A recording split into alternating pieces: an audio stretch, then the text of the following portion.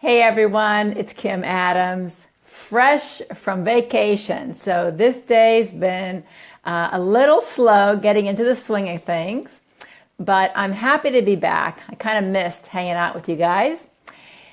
And today what I wanted to share were some thoughts and insights that I had from reading about Coco Chanel.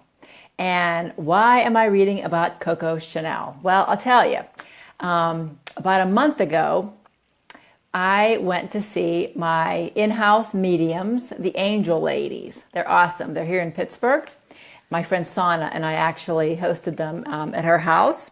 And so in my reading, they told me to read about Coco Chanel. They said, Coco Chanel, you need to read about her. And I thought, okay. And lately, I've also been sharing with you that I've really been paying much greater attention to my intuition and just kind of going with it, even if it sounds disconnected or disjointed from anything that's going on in my life or anything that I think I want to accomplish. So I listened. So I ran to the library, got a couple books on Coco Chanel, and have been immersed in these books. And I tell you what, they are so fascinating. She was a fascinating woman. And some of the things I wanted to share with you have to do with, money specifically and wealth, but also about just what a pivotal time or what a crucial part she played in helping the women movement and in helping women own their power. She was born in 1883, born to really peasant parents in France, and dealt with a lot of childhood issues. So for example, they were kind of gypsies. Her dad was moving around a lot, so the family moved around a lot. And when she was around 6, the father abandoned the family altogether. And by the age of 10, she and her 2 sisters were actually put into a convent and raised by nuns at a convent.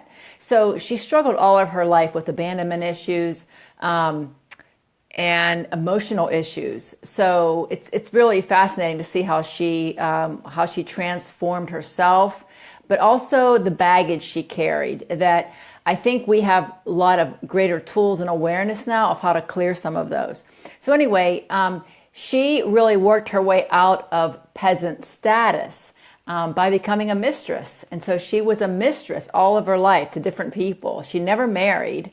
She was either a mistress or had a boyfriend. And so she worked her way out of poverty, built this huge empire, her house of Chanel in France, worked very hard, but didn't focus on money. So that's lesson number 1. She really had no interest in, figures or finances. She focused on her fashion and what she loved to do. So that's one lesson to learn from her with respect to wealth, is she didn't focus on really creating money. What she was focused on was really creating independence for herself. And she was actually kind of shocked when it happened, but that really became her driving force, was independence and autonomy. And she really created that. So if you aren't familiar with her, I want to give you some examples of just fashion trends that you can attribute and thank her for. Okay, so first of all, she was instrumental in creating fashion for women that was functional. So prior to this generation or prior to her era, women were in corsets and they were pretty much decorated. It really wasn't functional clothing. And so what she did was create comfortable clothing for women so that they could move and do things, She was responsible for women wearing pants and trousers for the first time. So that's a critical thing, but much more loose clothing that was comfortable, that was really functional. She wanted women to be able to move, and for the clothing to be not something they had to focus on. So she didn't want women decorated. Let's put it that way. She didn't want them decorated. She's also responsible for the little black dress. We women all have a little black dress. That's Coco Chanel. She's also responsible for slingback shoes. Shoes with a slingback, which I prefer because I have so much trouble finding shoes where my heel stays in and fits in. So I love slingback shoes. She's also responsible for the women pajamas that look like men's pajamas, the silky pajamas that women wear that look like men's pajamas. That's her too. And any purse with a shoulder strap is Coco Chanel. She was the one that invented the whole concept of wearing a purse on your shoulder.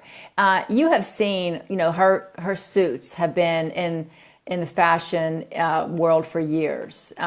Jackie Kennedy wore one. All of the movie stars wore her suits, very traditional, very tailored clothing, which is kind of my style, actually. So it's interesting that I was told to read about her. So she didn't work on money. She didn't focus on money. She worked all of her work was her life. And what's really interesting, too, is that she considered herself a failure because she never had kids. She never married. She was many times a mistress to someone who didn't marry her for reasons related to her background. They were either arranged marriages that were like in the royalty arena. They were more arranged marriages. And it was common back then to be married for practical reasons and also have a mistress on the side. But she never married. Her work was her obsession. And really until her death in 71, she was 88, I think then, is what I calculated. She really didn't consider her life a success, although she had built an empire. And I forgot to mention her, Chanel No. 5, the perfume, is really what made most of her money, was the perfume line itself. So fascinating read, just learning a lot about her work ethic, how she viewed life. But a lot of my takeaways from reading the books on her were just really understanding what a powerful and pivotal role she played for women, not just with respect to fashion, because she created fashion, but she also lived out the fashion. So she was creating fashion for women so that they could do things and be comfortable. But she actually did all those things. She went horseback riding with men. So she really created a shift in the attitudes towards women in so many ways. So it was really fascinating reading about her. But what was really sad, though, was the fact that she really was plagued most of her life with feelings of abandonment. So she would be in these, really go through awful times when a lover would leave her, when someone would leave her, a family member would die. It really affected her deeply because she really still suffered from a lot of abandonment issues related to her father leaving and just the life they led when she was a child. She had really kind of a crappy childhood. And I was thinking, wow, we have so many tools for that now. At least I've become so familiar with different tools for processing our emotions and getting over some of our programming. So I thought to myself, I'm grateful for the path that she paved for women, but I also feel really responsible and excited about how to carry that forward, to help women in a deeper way, to overcome their baggage, overcome, programming they want to shift from. So it's really been an inspiration to me, and I'm excited about creating programs. I really feel pulled to help women, to empower women. Money, of course, is a big aspect of that, but in a broader sense, I feel really drawn to helping women kind of own their masculinity, their masculine side, the whole masculine divine and the feminine divine.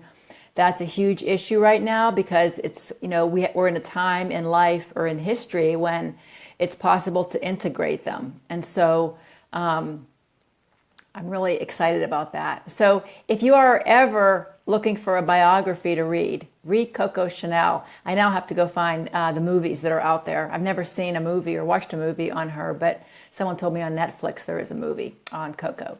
So I'm going to look that up. So interesting book on how she created her empire. She created wealth, and yet still suffered from a lot of emotional distress or issues that affected her life, and the fact that she thought herself a failure. Isn't that interesting, huh? You know, what we always aspire to, other people are thinking they're a failure if they don't have the basic things in life, you know, like a family and children. And I just came back from a week's vacation with my family at the beach, my two sisters and their kids. And that is what it's all about. I miss them this week. It's been kind of quiet here, you know, without all of my family, my extended family around. So that is the spice of life. And it's true what they say, that the most important things, or how's that phrase go? The most important things in life aren't things. It's so true. Anyway, hope you have an awesome Monday and an awesome week. It's great to be back from vacation, and I look forward to seeing you real soon.